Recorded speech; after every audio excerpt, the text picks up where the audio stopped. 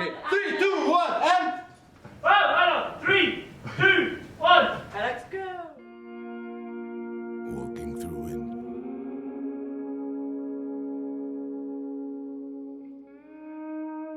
Walking on the water. Through a desert. Then I see you, my beloved.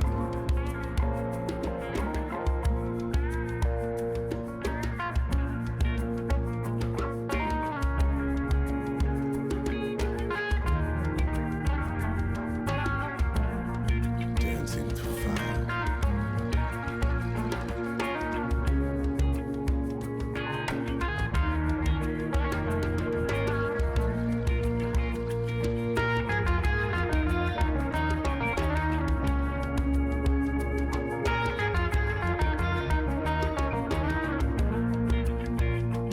In the beginning of years, when the world was so new and all, and the animals were just beginning to work for man, there was a camel, and he lived in the middle of a howling desert because he did not want to work.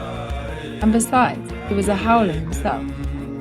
So he ate sticks and thorns and tamarisks and milkweed and prickles, most excruciating idle. And when anybody spoke to him, he said, "Humph, just humph and no more."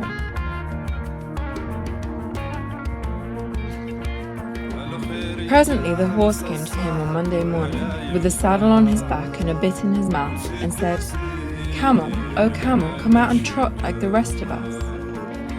"Humph," said the camel, and the horse went away and told the man. Presently the dog came to him, with a stick in his mouth, and said, "Camel, oh camel, come and fetch and carry like the rest of us." "Humph," said the camel, and the dog went away and told the man.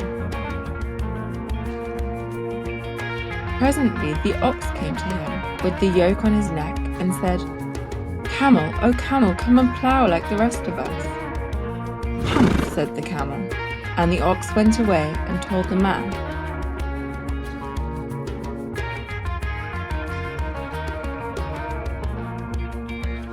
At the end of the day, the man called the horse and the dog and the ox together and said, "Three, oh three, I am very sorry for you, with the world so new and all.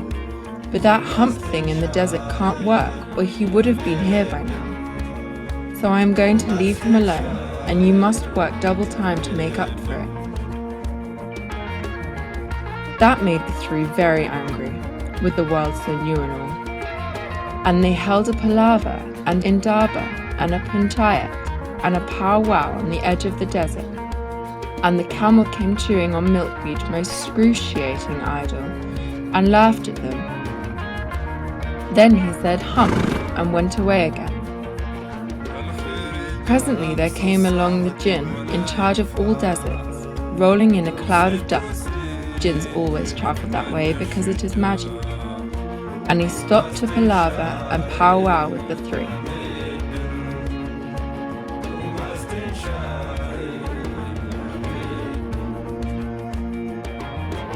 "Jinn of all deserts," said the horse, "is it right for anyone to be idle, with the world so new and all?" "Certainly not," said the Jinn. "Well," said the horse, "there's a thing in the middle of your howling desert, and he's a howler himself, with a long neck and long legs, and he hasn't done a stroke of work since Monday morning. He won't trot." "Phew," said the Jinn, whistling. "That's my camel for all the gold in Arabia. What does he say about it?" "He says humph," said the dog, "and he won't fetch and carry." "Does he say anything else?" "Only humph, and he won't plough," said the ox. "Very good," said the Jinn. "I'll humph him if you will kindly wait a minute."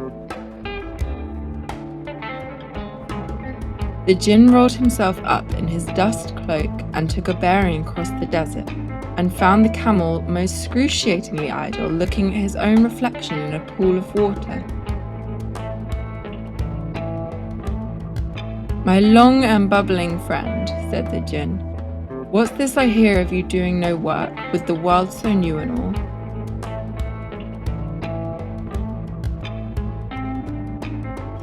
said the camel.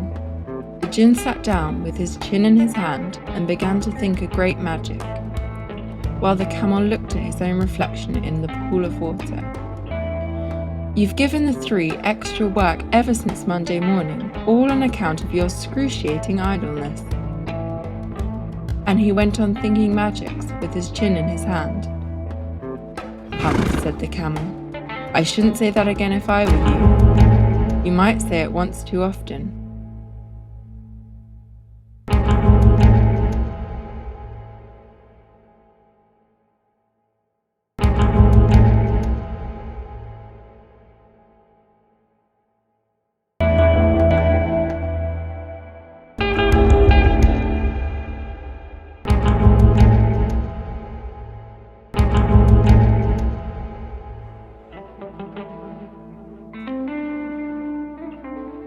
And the camel said, Humph, again.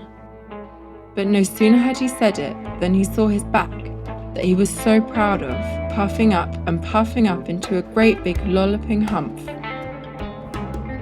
Do you see that? Said the djinn. That's your very own humph that you've brought upon your very own self by not working. Today is Thursday, and you've done no work since Monday, when the work began. Now you are going to work. How can I, said the camel, with this hump on my back? That's made a purpose.